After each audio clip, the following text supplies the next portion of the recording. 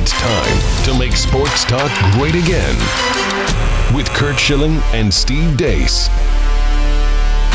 And greetings. Welcome to The Blaze. I am Steve Deace. He is World Series champion, Hall of Famer in waiting, Curt Schilling. And it is a big day here, whether you're watching on The Blaze. Hey, he is sitting up straight. All right. So you know it's a big day. All right. He's like, I got to come correct today because he is taking center stage or taking the mound today because opening day, well, I mean, if you count Japan, it's already happened. But opening day for over here in the Western Hemisphere is just around the corner. In fact, it is tomorrow. So we're going to do kind of a two-part Major League Baseball season preview. Today, we're going to focus on the teams. We're going to look at the win totals that Curt and I have each put on every single team in Major League Baseball. We're going to go through our season predictions, who we think is in the World Series and why. And we'll go through a lot of team-specific stuff today. Tomorrow on the show, we'll go more individual. We're going to look at Curt's awards picks. There's a lot of props out there that you can do on FanDuel and in a lot of the sports books around the country on odds to win the MVP, things of that nature. So we'll look at Curt's picks along those lines. Also, get some daily fantasy tips from Curt Schilling as well. And then, yes, tomorrow, of course, begins the Sweet 16. So I will chime in with my picks in the Sweet 16 of the NCAA tournament as well. So a lot to come the next 2 days of the show here. So let's get going. We put 25 minutes on the clock. You ready to go, Curt? You warmed up? Ready to go. Then we begin now. Let's start with, kind of an update on where things have evolved, how things have evolved over the course of the offseason, and look at what you think are the big 5 stories of the offseason that you think will frame the kind of season we'll see over the next 6 months. Let's start with the first one you want us to talk about. Is Clayton Kershaw done? And the Dodgers have dealt with him being banged up, for the last several seasons, right? But this will be the first time in 9 years he's not been their opening day starter. So how big of an impact is this question on the coming season, Curt? Well, this is going to speak directly to our conversation later about their win total, their over-under win total. I mean, this is, and I hate to put it like that because I always hated when media wrote it so casually when I was playing. Mm-hmm. I hope he's not, because I think he is a generational talent. He is a Hall of Famer already. And he's somebody that people pay to watch play. And he's in addition to that, he's a great guy. But there's so many questions. And I said this when he first got hurt, and we heard about the hip, that this was going to lead to other things. And I think it has. And I think it's a question that Dodger fans are kind of on the edge of their seat for. Although when you watch the young gentleman we'll talk about tomorrow pitch for them, you're probably feeling a little bit better than you were last week. So it's definitely a question. And by the way, I only could get 5 stories in. I have 55 stories, storylines. So just know that there's a lot more out there. So, all right. Well, then let's look at the second of Curt's 55 stories, although we're only going to have time today to talk about 5. Is the Astros window closing? And they won 100 games last year. Every computer, and I spent a couple hours yesterday looking at every computer analytic model online available out there, from Baseball America to Baseball Prospectus to what's that guy's name, Pacoda, whatever his name is. I mean, I looked at Fangraphs. I mean, I looked at them all right, and they all have the Astros winning about 100 games. But you're the contrarian here. You're asking, is their window closing? Why? Well, because you look at people jumped off the bandwagon very, very quickly. I mean, just 2 years ago, it was the Astros have built a dynasty. Last year, they drop out of the postseason at a time than I don't think anybody expected them to. And I remember we talked about this. I thought, going into the postseason with that rotation, that they were going to be unstoppable. I still think 2 of those guys are gone now. Yeah, and I still think that rotation makes them a very dangerous October team. But I don't think their window is closing, but I think it's going to be a conversation around this year. If something, I still think they have an incredibly. They just signed Bregman for 5 years. Correa's just touching his capability. Altuve's an MVP candidate. I like the team top to bottom, but I think you're going to see a lot more dissent in the baseball world about the Astros than I think is going to be warranted. All right. Curt's third big question of the 5 to take a look at heading into the year. Mike Trout and the Angels. And this is a team that has been, 3 years in a row, and we'll get more into this in the win totals. They've been between 78 and 84 wins 3 straight seasons. So why are they a major storyline for you going into the year when the last few seasons in season, they really haven't been much of a factor? Well, I could have made this Trout, Machado, Harper and their respective teams because we saw an unprecedented level of financial commitment this winter. No one more so than this guy. And I think there was, and I was one of them. I think that I was one of those guys who expected him to move along. I didn't expect him to re-sign there. Obviously, he loves it there. But his contract is going to give him center billing almost every night. Mm-hmm. And I like it because I think people are going to finally realize, and I've said it before, this is going to be the best player anybody alive ever sees play, including Bonds, include everybody, Griffey, everybody. And I like the fact that his contract is going to bring him attention that he probably otherwise might not have gotten, because he's very much like Vladimir Guerrero in Montreal. He's doing people don't understand what he's already done. I don't think a lot of people outside of the baseball circles understand that he has just finished the greatest run pre-24-year-old free agent, or 25, that any player's ever had. And when you're talking about this, I always say this to you, when you're talking about a sport that's over a century old and you're doing something that's never been done before, you're doing something magical. And this guy is just, I want to see him step into I want him to become the face of baseball this year. And I need the Angels to be better than I think they're going to be to do that, but his contract is going to keep the focus on him. All right, your second biggest storyline heading into the year, coming off the season, Bryce Harper and the Philadelphia Phillies, their win total for a team that was nowhere near the playoff race at the end of last season. Their win total is 89. That's one of the highest in the National League. They have a higher win total than the Chicago Cubs heading into opening day, who's been, in the postseason, 3-4 straight years with largely the exact same nucleus. So what's your view on this storyline heading into 2019?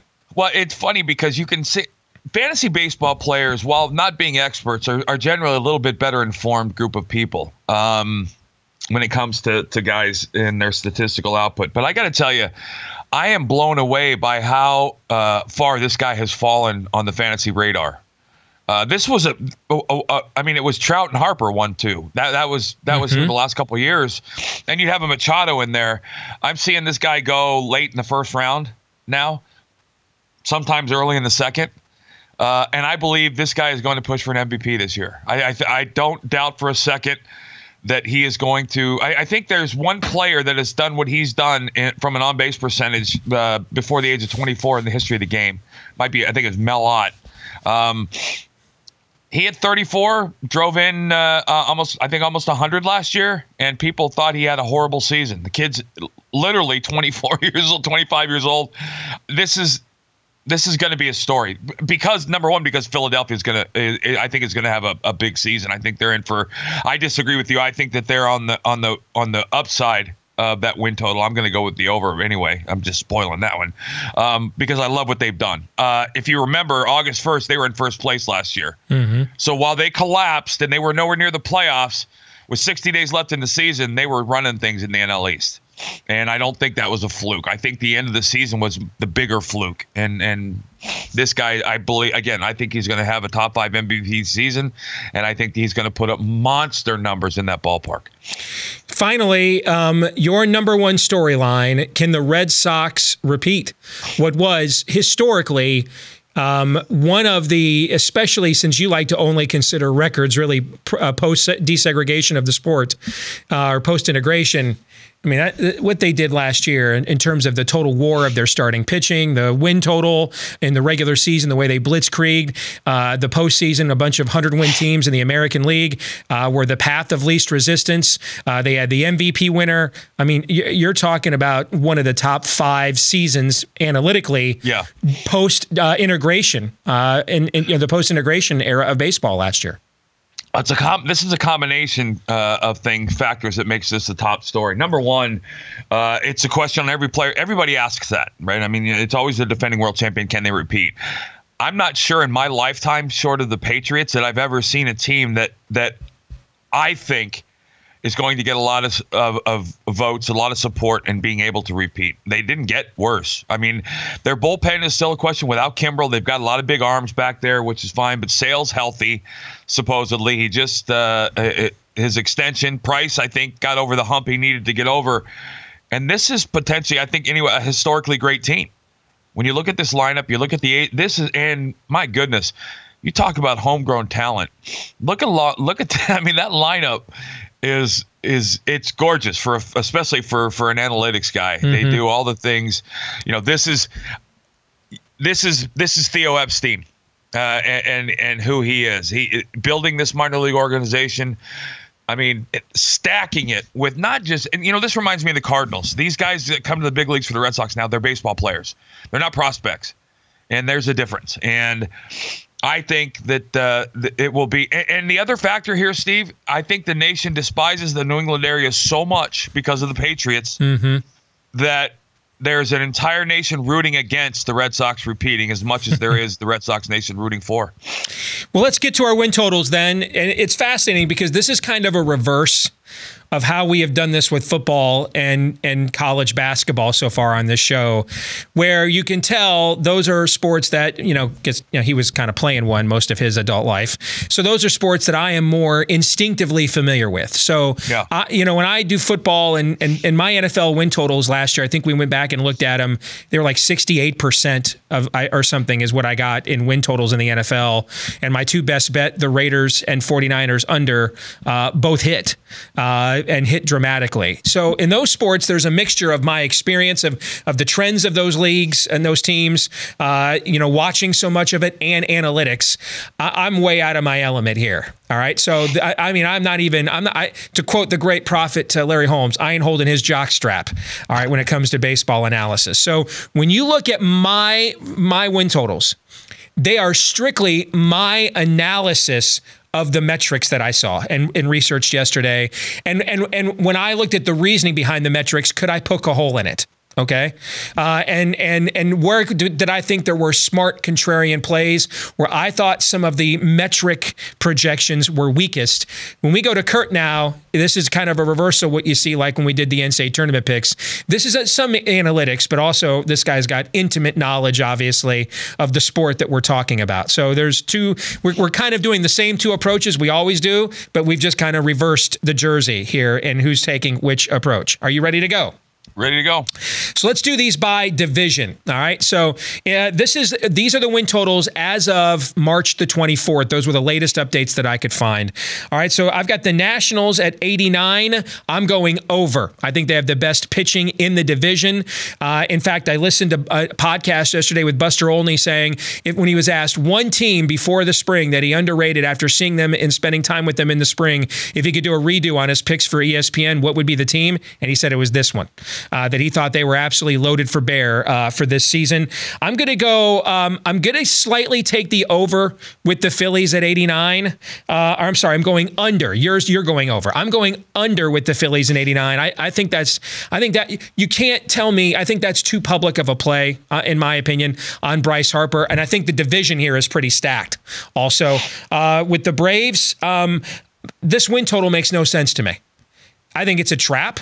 I think they're begging you to take the Braves. I think the metrics guys, the odds makers are assuming they're going to take a step back after taking a big step forward. So strictly based on this number, which I think is 3 or 4 games short, I'm going to take the under because I think they're baiting us into going over with the Braves as a public team with all the success they've had traditionally.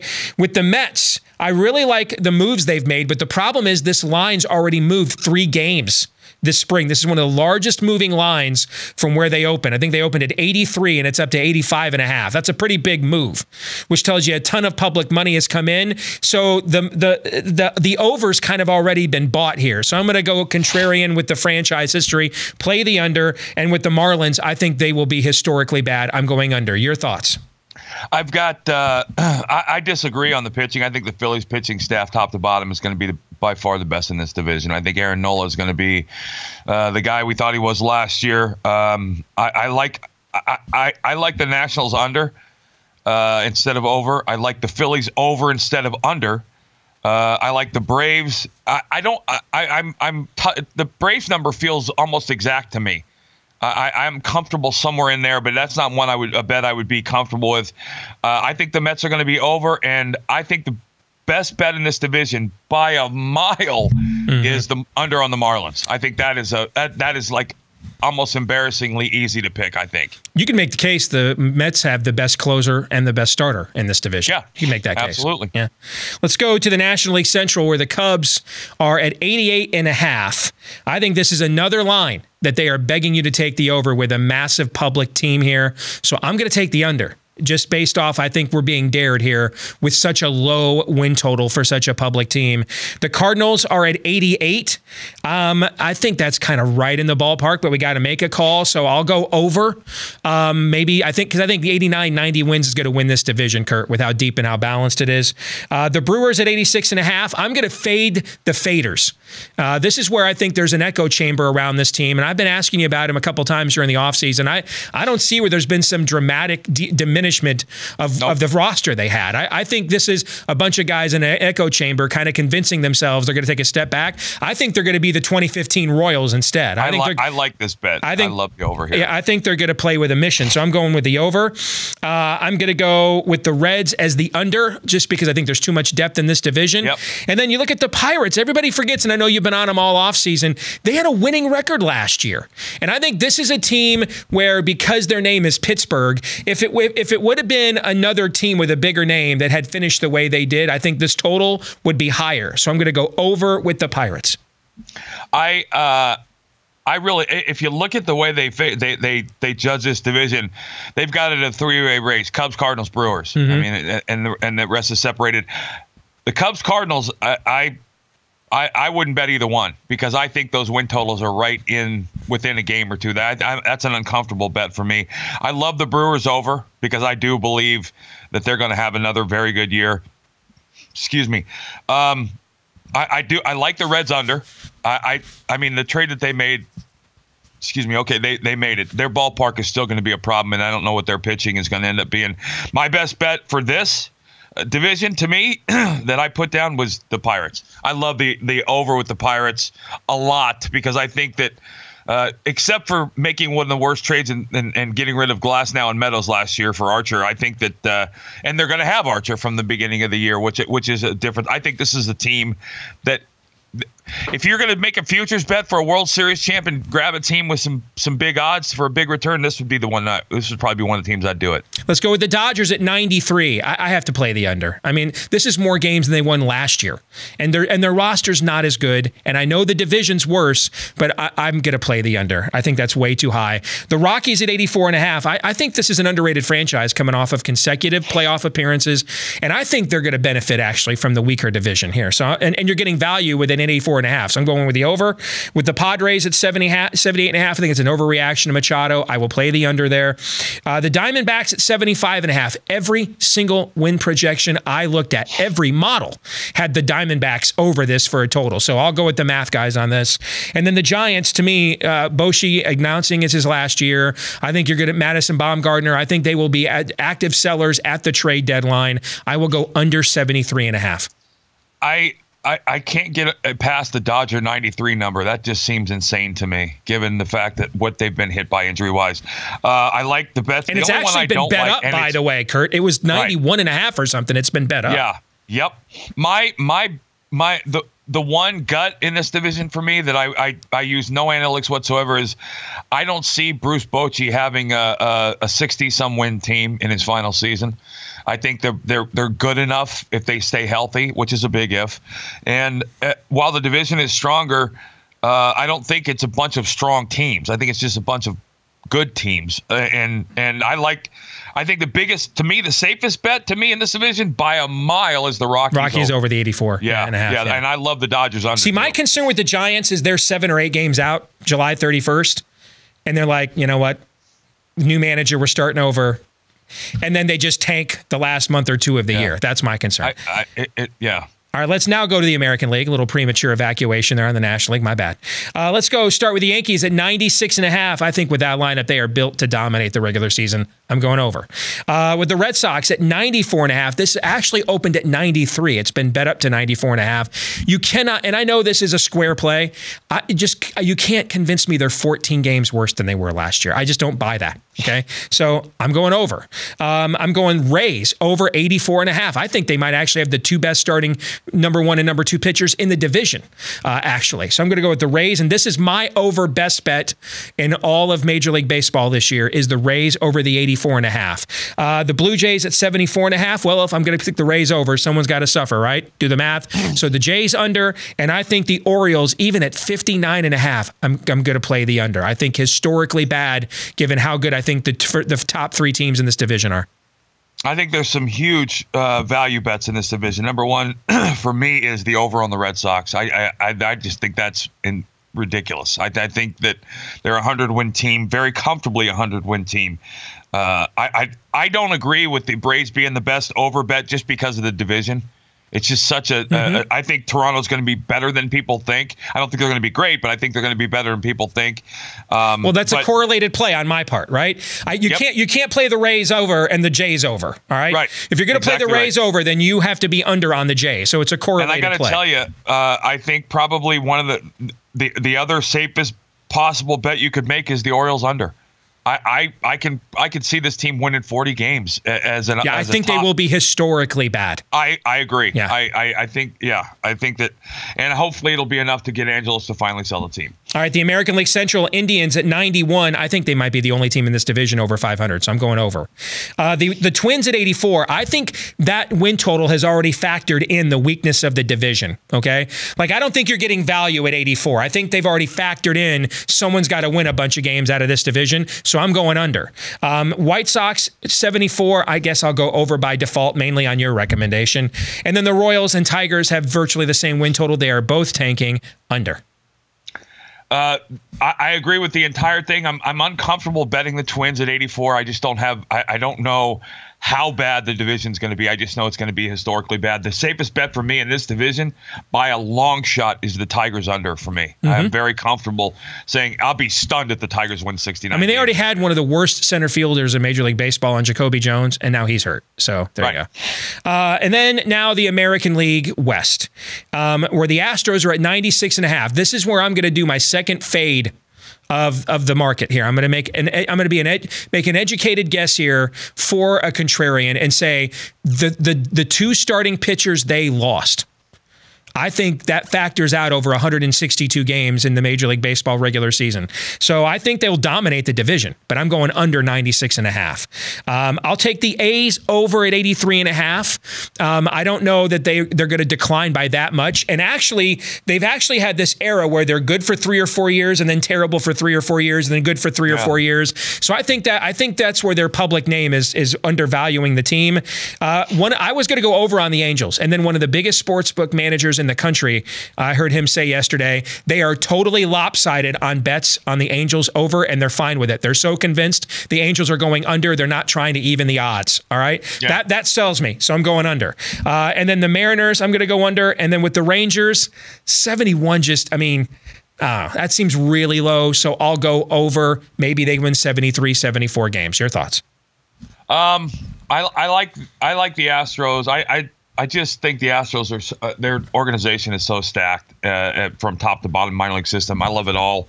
That's a tough number for me because I think that's close to being the number. The A's, I'm comfortable with the over, not overly comfortable, but like if it was 85 or 86, I probably wouldn't. I wouldn't play the over for sure. Yeah, no. It's awkward and uncomfortable for me. That's not a safe bet for me. I don't see how the Angels are going to win 82 games. I mean, I like some of the stuff that they've done, but I don't know how that's going to happen. And so I'm comfortable with the under on that one. The Mariners could be one of those teams this winter that you end up looking at as a surprise at the end of the season that you probably should have looked back at the beginning of the season and thought more of. I like the over for them. 71 wins means you're going to lose 91 games. Yeah.